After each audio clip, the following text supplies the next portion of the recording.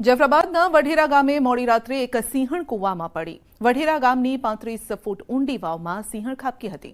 Jafrabad one વિભાગ દ્વારા સ્થળ પર પહોંચી સિંહણનું રેસ્ક્યુ કરાયું હતું। વન વિભાગ દ્વારા દોરડા બાંધી ખાટલો કૂવામાં ઉતાર્યો। સિંહણ ખાટલા પર બેસી ગઈ અને સાઇડ શટરવાળું પાંજરું કૂવામાં ઉતારતા સિંહણ પાંજરામાં આવી ગઈ। વન વિભાગ દ્વારા સિંહણને સુરક્ષિત બહાર કાઢી લેવામાં આવી છે।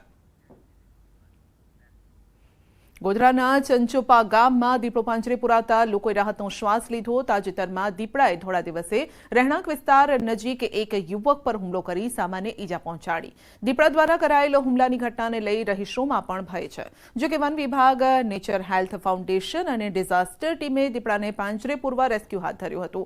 ત્યારે આખરે મોડી રાત્રે દીપડાને પાંજરે પૂરવામાં વન વિભાગને સફળતા મળી। હાઈવેના નાળામાં છુપાઈ રહેલ દીપડો પાંજરે પુરાતા ગ્રામજનોએ રાહતનો શ્વાસ લીધો। દેવભૂમિ દ્વારકા જિલ્લાના ખંભાળિયામાં રખડતા ઢોરનો આતંક જોવા મળ્યો, પરંતુ પાલિકા તંત્ર જાણે કે ઊંઘમાં હોય તેવું લાગી રહ્યું છે। ખંભાળિયામાં દિવસે ને દિવસે રખડતા પશુઓનો ત્રાસ વધી રહ્યો છે। જાહેર રસ્તા પર રખડતા પશુઓ અડીંગો જમાવીને બેઠા છે। રાહદારીઓ તેમજ વાહન ચાલકો ભારે હાલાકીનો સામનો કરી રહ્યા છે।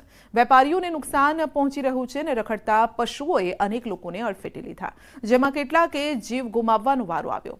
પાલિકા તંત્ર રસ્તે રખડતા પશુઓને ઢોર ડબ્બે પૂરવાની વાતો કરે છે, પરંતુ તેમ છતાં શહેરના જાહેર માર્ગો પર રખડતા પશુઓની સંખ્યામાં વધારો થઈ રહ્યો છે।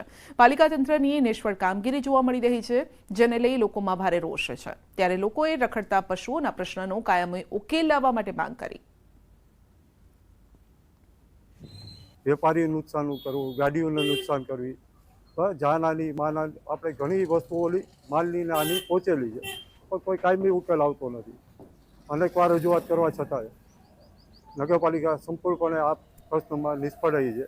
આખલા યુદ્ધથી પ્રજા ફૂલ પરેશાન છે અને આ મુદ્દો લોઢાના ચણા સમાન છે, ક્યારે પણ હલ થતો નથી। નગરપાલિકા દ્વારા છેલ્લા 2 વર્ષથી એવું કહેવામાં આવે છે કે અમે ઢોર પકડીએ છીએ, ડબ્બે પૂરીએ છીએ। ડબ્બો ક્યાં છે, કેટલા ઢોર પકડ્યા, એનો કોઈ છે નહીં ડેટા। કાગળ ગોધરામાં ગુજરાત પોલીસ વડા વિકાસ સહાયની રાજ્ય કક્ષાની ક્રાઇમ કોન્ફરન્સ યોજાઈ, જેમાં પોલીસ કમિશનર અને રેન્જ આઈજી ઉપસ્થિત રહ્યા। રાજ્ય પોલીસ વડાએ ગુજરાત રાજ્યમાં પ્રજાજનોની શાંતિ સલામતી માટે પોલીસ કટિબદ્ધ છે એમ જણાવતા પોલીસ દ્વારા વિવિધ મુદ્દે કરાયેલી કામગીરી અંગે જાણકારી આપી।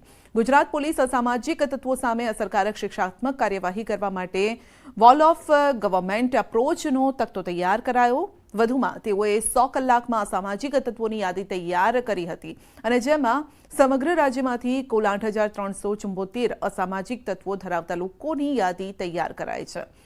તો પ્રોહિબિશનના ગુનામાં 3,240 બુટલેગર, 322 ગ્લેમિંગ બુટલેગર, આ સાથે 2,739 લોકોને ધાકધમકી આપી અને વારંવાર મારામારી કરનારની યાદી તૈયાર કરાઈ છે। 1,355 મિલકત પચાવી પાડતા લોકોની યાદી, 68 માઇનિંગ માફિયાનો પણ સમાવેશ છે। 8,374 એવા અસામાજિક તત્વોને પોલીસ સ્ટેશનો દ્વારા આઈડેન્ટિફાઈ કરવામાં આવે છે।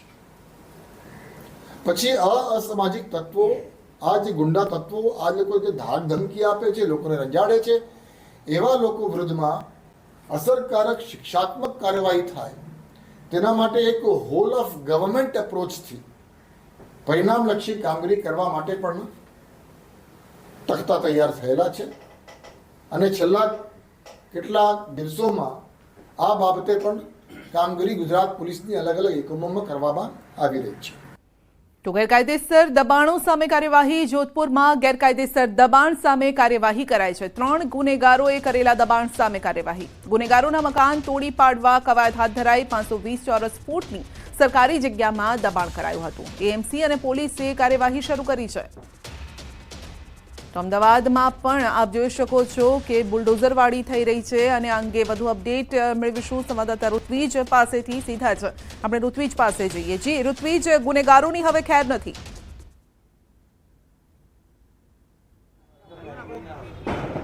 ચોક્કસથી સંધ્યા વાત કરીએ તો જે રીતે આપ દ્રશ્યની અંદર જોઈ શકાય છે કે એક પછી એક જે ગુનેગારો છે તેઓના જે ગેરકાયદેસર બાંધકામો છે તે કોર્પોરેશન દ્વારા તોડી પાડવામાં આવી રહ્યા છે। અને આપ જે દ્રશ્ય જોઈ રહ્યા છો તે અમદાવાદના આનંદનગર વિસ્તારના છે। જોધપુર ગામ પાસે જે 3 આરોપીઓ હતા કે જે શરીર સંબંધી ગુનાઓ સાથે સંકળાયેલા હતા, આ ત્રણેય આરોપીઓના જે ગેરકાયદેસર બાંધકામો છે તે તોડી પાડવાની કામગીરી છે તે હાલ કોર્પોરેશન દ્વારા કરવામાં આવી રહી છે. એટલે ખાસ કરીને જે પ્રકારે વસ્ત્રાલમાં બનાવ બન્યો હતો ને તેના જે નોંધ છે તે રાજ્ય સરકાર દ્વારા લેવામાં આવી હતી, કારણ કે જે વિડીયો વાયરલ થયા હતા ખૂબ જ ગંભીર પ્રકારના વિડીયો હતા અને ત્યારબાદ રાજ્યના પોલીસ વડા દ્વારા પણ મુખ્યાત ગુનેગારો છે કે જેમની વિરુદ્ધમાં 2 કે તેથી વધારે ગુનાઓ દાખલ થયા છે અને વારંવાર ગુનો આચરવાની ટેવ ધરાવે છે તેવા આરોપીઓનું લિસ્ટ તૈયાર કરવા માટેની સૂચના આપવામાં આવી હતી અને જે સૂચનાને આધારે અમદાવાદ પોલીસ દ્વારા એક લિસ્ટ તૈયાર કર્યું હતું અને જે પણ આરોપીઓ છે કે જે 2 કે તેથી વધારે ગુનાઓ સાથે સંકળાયેલા છે તેઓના ગેરકાયદેસર બાંધકામોનો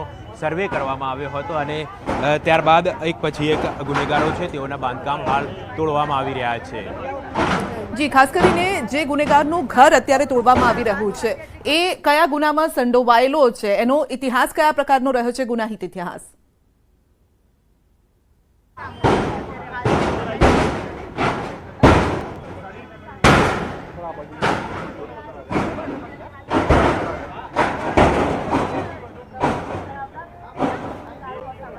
જી રૂપેશ,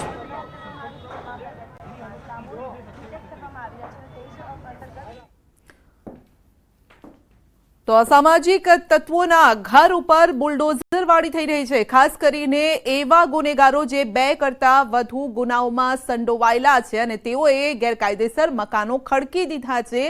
તેઓના ઘર ઉપર બુલડોઝર ફરી વળ્યું છે અને તેઓના ઘર તોડવામાં આવી રહ્યા છે. દ્રશ્યો અમદાવાદના છે અને જોધપુર ગામના દ્રશ્યો છે, જ્યાં આપ જોઈ શકો છો કે ઘર તોડવામાં આવી રહ્યું છે. પાલિકાની ટીમ ત્યાં પહોંચી છે, પોલીસનો મોટો કાફલો પણ ત્યાં ખડકી દેવામાં આવ્યો છે, કારણ કે પરિવારજનો અથવા તો તેમના સગા સંબંધીઓ કોઈ પ્રકારની કનડગત ન કરે તે માટે પોલીસ કાફલો પણ અત્યારે ત્યાં જોવા મળી રહ્યો છે.